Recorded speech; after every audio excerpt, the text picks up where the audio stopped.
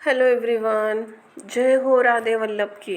चलिए जानते हैं आज चरण अमृत का महत्व। अक्सर जब हम मंदिर जाते हैं तो पंडित जी हमें भगवान का चरण अमृत देते हैं।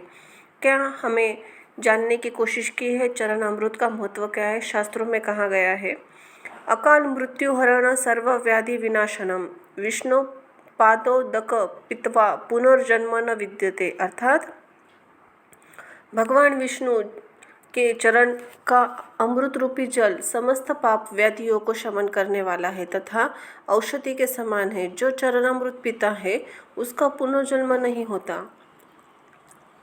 जल तब तक जल रहता है जब तक भगवान के चरणों से नहीं लगता। जैसे ही भगवान के चरणों से लगा तो अमृत रूप हो गया और चरण अमृत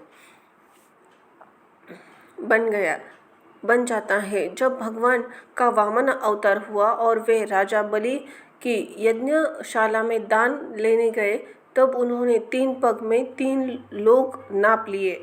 जब उन्होंने पहले पग में नीचे के लोक नाप लिए, दूसरे पग में ऊपर के लोक नाप लिए, तो जैसे ही ब्रह्मलोक उनका चरण गया तो ब्रह्मा जी ने अपने कमंडलू में से जल निकालकर भगवान के चरण धोए और फिर चरण अमृत को वापस अपने कमंडल में रख लिया। वह चरणा अमृत गंगा जी बन गई जो आज सारी दुनिया में पापों को धोती है। ये शक्ति उनके पास कहाँ से आई? ये शक्ति है भगवान के चरणों की, जिस पर ब्रह्मा जी ने साधारण जल चढ़ाया था, पर चरणों के स्पर्श होते ही बन गई गंगा जी।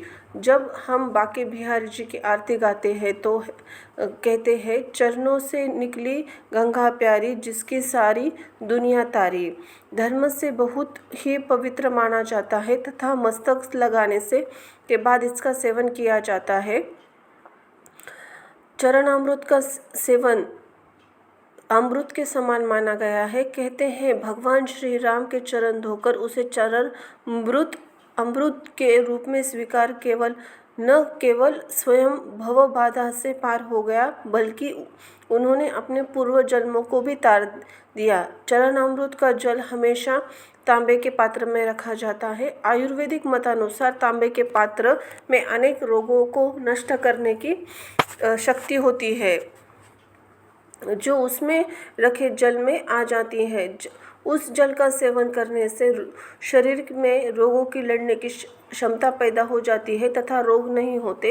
इसमें तुलसी के पत्ते डालने की भी परंपरा है जिससे जल रोग नाशक क्षमता और भी बढ़ जाती है।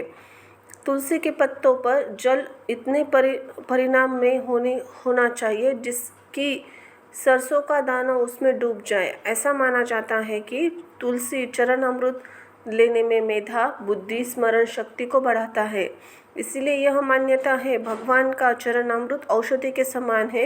यदि उसमें तुलसी पत्र भी मिला दिया जाए तो उसके औषधीय गुणों में भी वृद्धि हो जाती है। कहते हैं सीधे हाथ में तुलसी का चरण अमृत ग्रहण करने से शुभ काम और अच्छे काम का जल्दी परिणाम मिलता है। इसीलिए हमेशा सीधे हाथ से लेना चाहिए। लेकिन चरण अमृत लेने के बाद अधिकतर लोग की आदत होती है वे अपना हाथ सिर पर फेरते हैं। चरण अमृत लेने के बाद सिर पर हाथ नहीं रखना चाहिए, यह बहुत कम लोग जानते हैं। दरअसल शास्त्रों के अनुसार चरण अमृत लेकर सिर पर हाथ रखना अच्छा नहीं माना जाता।